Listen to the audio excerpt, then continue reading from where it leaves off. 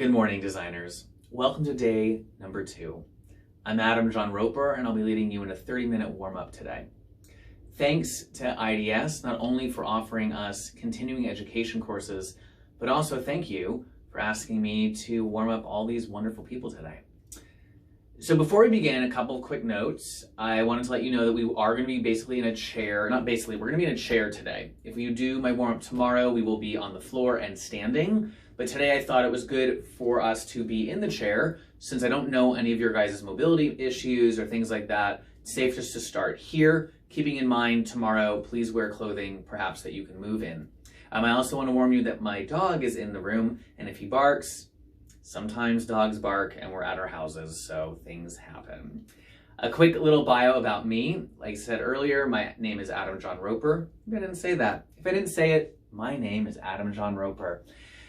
And I'm an interior designer, actor, and yoga teacher here in Portland, Oregon. Before moving to Portland, I lived in New York City for 15 years. I have a theater degree, a BFA from the Tisch School of the Arts at NYU, and I also owned a yoga studio in Upper Manhattan from 2008 to 2016. After selling my studio, I moved to Portland, and since being here, I have continued to teach. I've luckily got to continue to act, and I semi-recently, back in 2018, completed a certification at the Heritage School of Interior Design. Since moving to Portland, I've actually worked for a trade-only showroom, and during that time, I've done multiple jobs, including admin assistant, showroom coordinator, but most recently, I was in charge of the fabric and wallpaper sales and managed the showroom for about a year and a half. Currently, I have cut back on my hours in order to actually act a little bit more, and I'm still in charge of the internship program at the Nest showroom. So before we begin, please sit in a comfortable seated position. It's crazy how scared it is just to talk about yourself. Once I'm done with that, I'm like, oh, let's just do yoga. This is much easier. So sit down in a comfortable seat with your tailbone and sits bones rooted into the chair, and your feet firmly planted on the earth. I want you to close your eyes for a moment and settle into being here. I find that doing anything from home can be challenging when it comes to staying present. Maybe you have your own pet in the room or nearby, or children downstairs, or your cell phone close by. And I really want to encourage you for this little bit of time to really just be present with me and with your breath, but ultimately with yourself.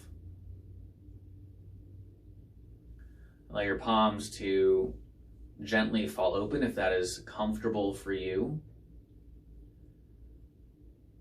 And since I mentioned feeling your sits bones and tailbone rooted to the chair, please now feel the crown of your head just gently moving up to the ceiling. Nothing is forced, but it can be encouraged. You can encourage your head to go up and your hips and tailbone to root down without making it happen. Just take a deep breath in.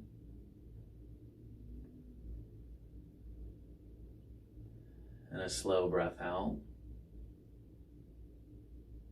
Generally speaking, I want you to always inhale by the nose and exhale by the mouth. So anytime I mention breathing, please just inhale and exhale. With your eyes closed, take a moment to set an intention. We don't have a ton of time together, so make it an intention that is, I would say, easily doable. Maybe it's to stay connected with breath. Maybe it's to stay present enough that you let your cell phone ding without checking it. And maybe your intention is to allow yourself to be a little uncomfortable. Because sometimes, often actually, yoga is about being uncomfortable and being okay with being uncomfortable. If a yoga teacher tells you it's about feeling good, they're a liar. It's just about feeling, like life, feeling good and sometimes not feeling good. Good, take one more breath and relax it. Very nice. Allow the eyes to open and start by bringing your left arm across your body. I want your arm to be straight, your hand to be active, but not like a jazz hand or spirit fingers, just active. Relax the shoulder down. Inhale, lengthen from the tailbone that's rooted into the chair, and on the exhale, bring your arm slightly closer to you. One more breath.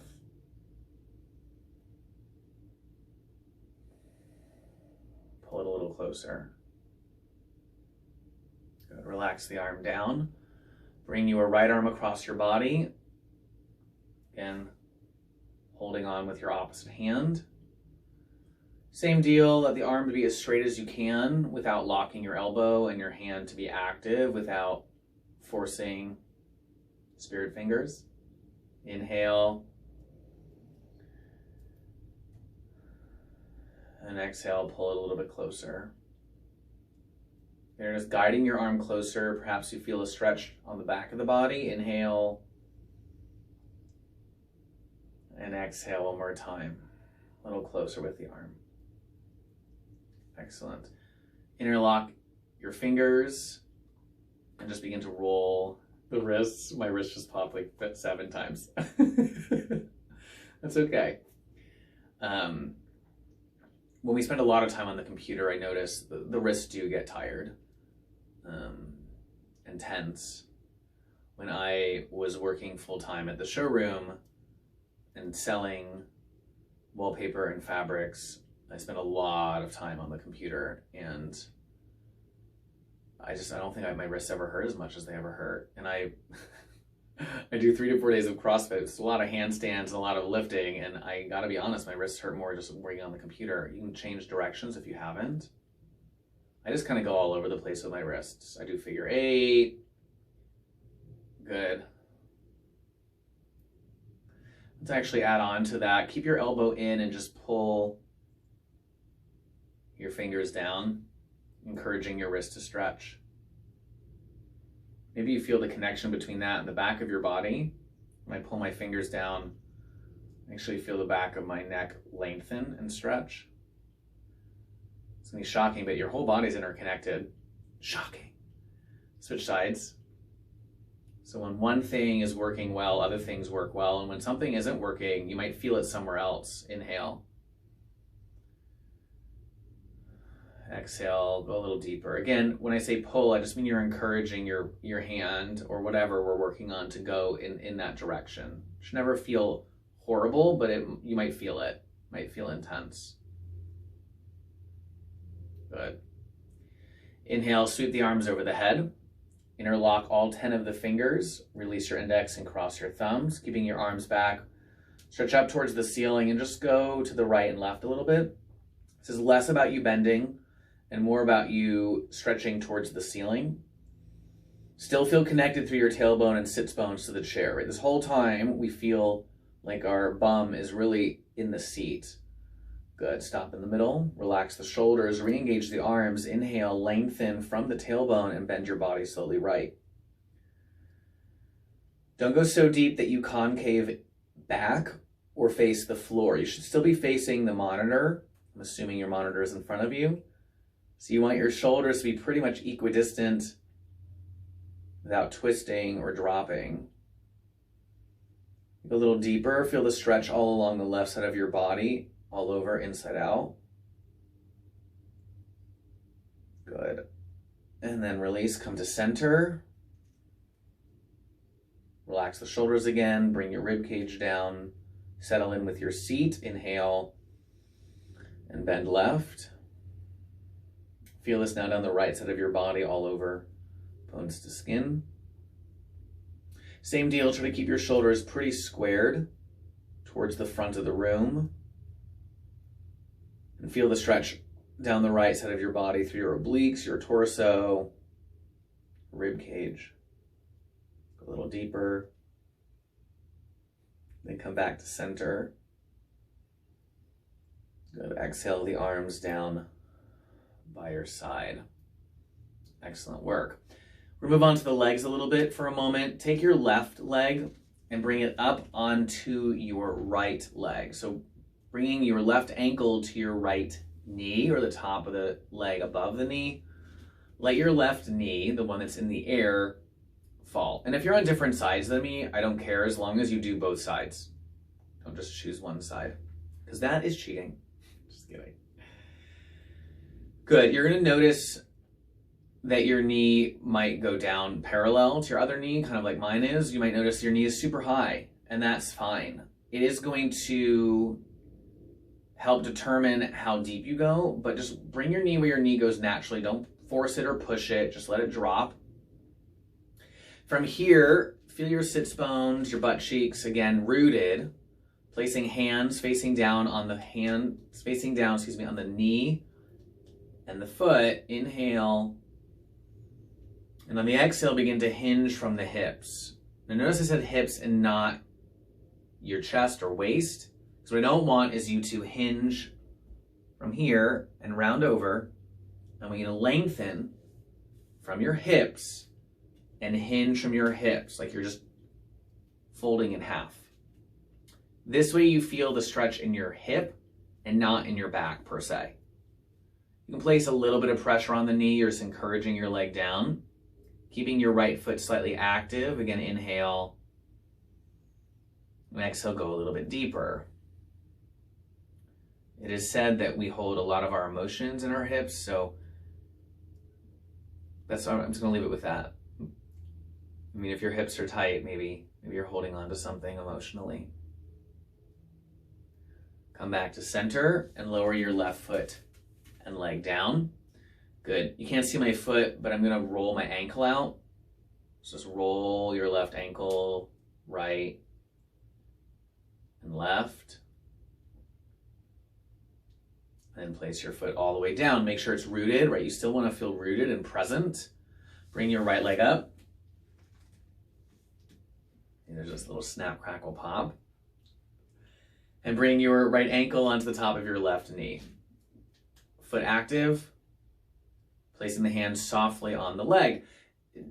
I think it's good to notice, without judgment, the difference between your right side and left side. My right side is way more tight than my left.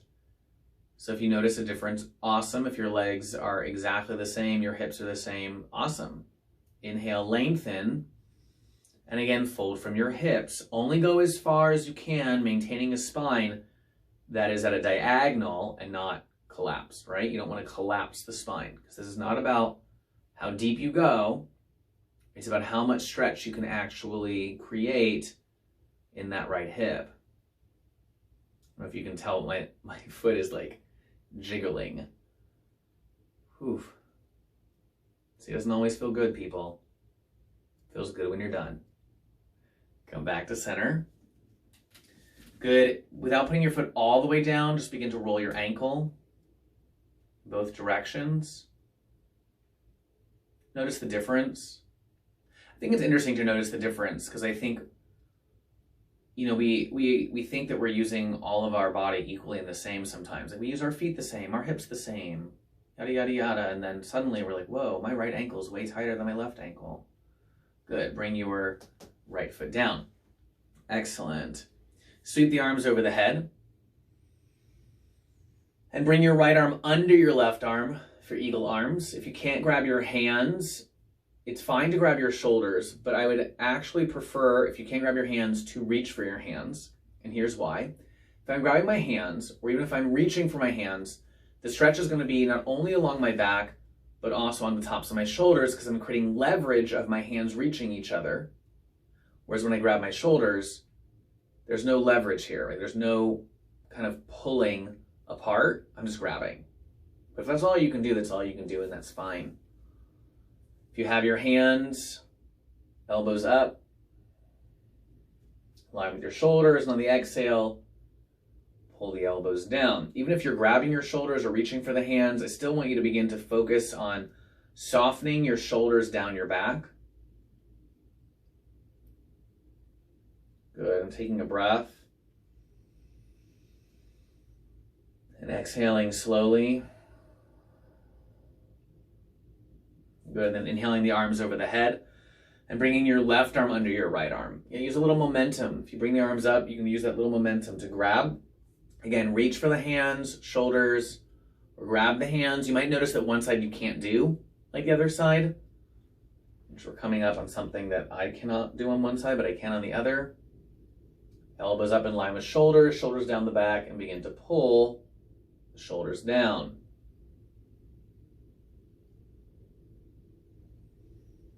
Breathe.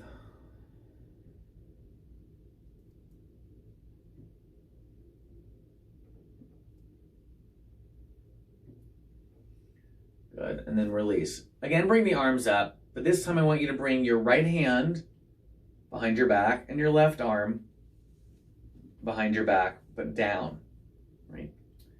So on this side, I can grab my fingers, good for me, and just stretch. You don't even actually pull or anything.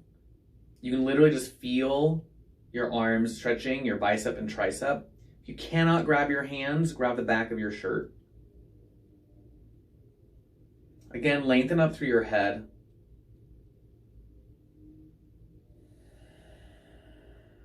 Good. And release. The arms can come up. And switch the other side. This side, I'm like 6 inches away from grabbing my fingers. Grab the back of your shirt, which is crazy if you think about it, right? I mean, like one side being so close and one side being so far. Maybe it's not that crazy. I think it's crazy.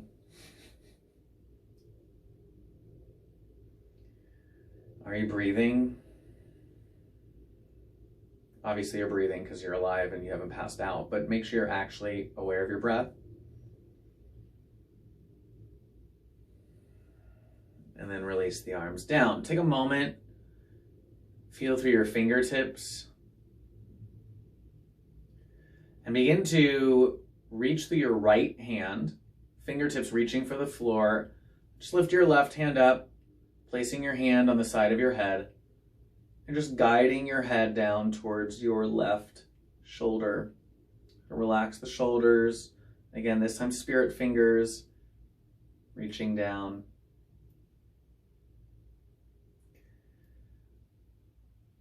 For a long time when I worked at the desk at the showroom, I would hold the phone like this. I mean, not with my hand over my head, that would be weird. But I would keep my phone between my ear and my shoulder. And after a while, like my right side of my neck, like just stopped moving. And it was really important for me to put everyone on speakerphone or use a headset. But I'm just bringing this up because, again, we want to be aware of how we use our bodies. Even if the most activity we do in a day is just computer work or phone holding or things that seem not such a big deal, they're really intense. Repetitive motions can be really intense on the body when we're not aware of how we're moving. Come back to center. That feels good. And then bring your left hand down and your right arm up. Fingers jazzy to the ground. And let your right ear move to your right shoulder. And notice the difference.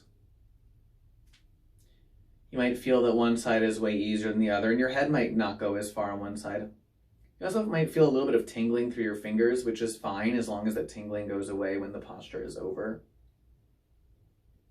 Discomfort in a posture is not a big deal. What's a bigger deal is if you feel that discomfort when you've completed the posture. If that discomfort doesn't go away, then something has gone awry. Are you breathing? Come back to center. Excellent. Bring your right hand to your outside of your left knee and bring your left hand behind the chair. Hopefully the chair you're sitting on has a back. If it doesn't have a back, then I don't know what to tell you. Inhale, lengthen. Exhale, and twist over the left shoulder. If it doesn't have a back, you can grab what's behind you, the back of the seat. And I want to indicate that you are twisting from your chest and not your head. I'm not twisting my head back. I'm looking back, but I'm really leading from my heart, which I know sounds like the hippiest yoga thing I could say, but you are. You're inhaling, you're lengthening, and on the exhale, you're guiding your body a little deeper, once again leading with your heart, your chest, your sternum, your rib cage. And then allow the head to kind of go along for the ride. Hi, Rhino. Then come back to center. If you have a rhino in your house too, that's awesome. If you also said hi, Rhino, when I said hi, Rhino, then we're best friends. Bring your left hand to your right knee. Again, hand behind you, please. Inhale, lengthen, and then exhale, twist. Not to repeat myself a lot, but notice the difference.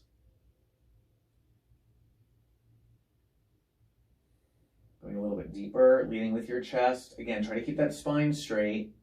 Only go as deep as you can go without intense pain and without dropping your head and chest, right? Spine is straight, tailbone is rooted, sits bones, are rooted, hips are rooted. You feel like you're reaching up to the ceiling. Yes, you're looking to where you're twisting. You're not leading with your face, you're leading with your heart. Right? You're not leading with your mind, you're leading with your heart. You know you'd be learning life lessons today. Lead with your heart, people. Inhale. And on the exhale, please fold forward. You can open the legs wider if necessary. Keep the feet planted and let your head, shoulders, and arms just kind of slough off. That's a technical yoga term. You're welcome. Slough. There's the dog. Good. Keeping your feet planted, slowly roll up, tailbone down first. Feel your spine's vertebra stacking like a slinky, right? Where your head comes up very, very last. Good. Hands up on knees, eyes closed. Take a deep breath in. And a slow breath out.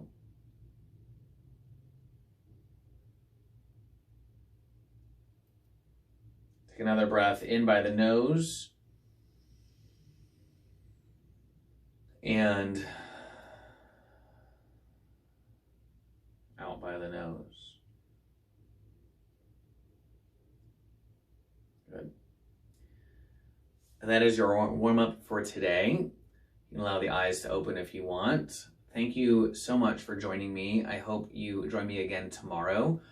Tomorrow will be not in the chair, so wear clothes you feel comfortable moving in. We're not gonna like skip across the room or do, aerobics, but we are gonna move from the floor to standing.